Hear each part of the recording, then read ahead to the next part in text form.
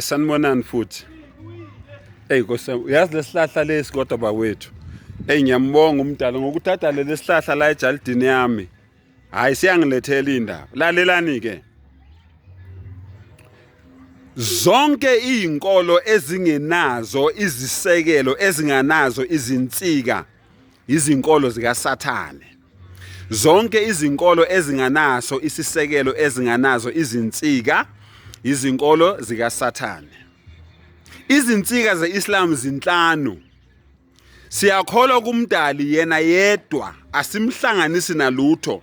Sikholwa ukuthi uMuhammad ukuthula kube naye isithunywa sakhe sokugcina asiziphiki ezinye izithunywa zakhe.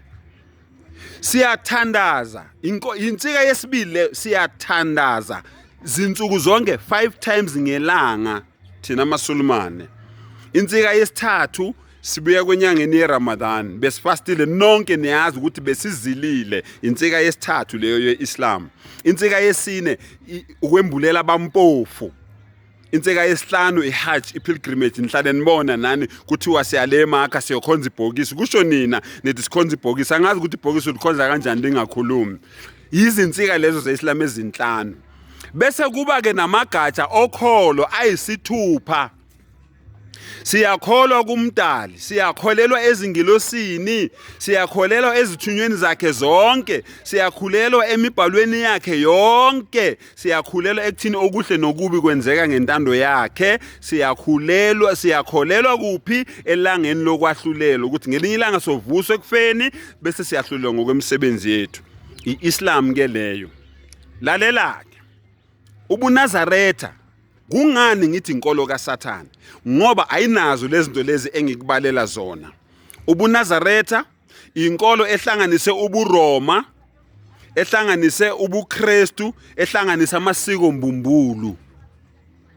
UbuKristu inkolo ehlanganise ubuRoma, inkolo ehlanganise ubuKristu, inkolo ehlanganise ini amasiko mbumbulu. Yingani ngithi ubuRoma ngoba ifounder yeChristianity noma yobuZayoni uAlexander Dowie waye umuRoma oyisangoma. Waye umuRoma oyisangoma ekanye nomngani wakhe uJohannes Butler babe izangoma. Bayiqala lento eAmerica ama-American ababiza ngabathakathi.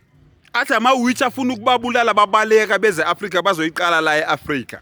Abefika la eAfrica bafike bahlangana nobaba uNkonyane bamfundisa lobungoma babo. Wangena ebungomini basuka lapho baya kubaba umawethu waseVakasrom naye bafike bamfundisa. Basuka lapho baya kubaba uIzashembe bafike bamfundisa naye. Bonke labantu engikhuluma ngabo kwakuyizangoma. Ningizwa kahle. Basuka ke manje baze bazohlangana nobaba eGenas Lihanyana owayiqala yena iZCC ngo1920 kuya ko1950. Ningizwe kahle. Zonke lezo zinkolo lezo izinkolelo zikaSathane ngoba azinazo izizinda, azinazo izisekelo, azinazo izinsika, azinawo amagatsha okholo. Izinto ezenziwe abantu zisuka kuphi ebungomeni. Ubungoma buhamba noSathane phakathi. Kusho izinyanga akusho umbatha.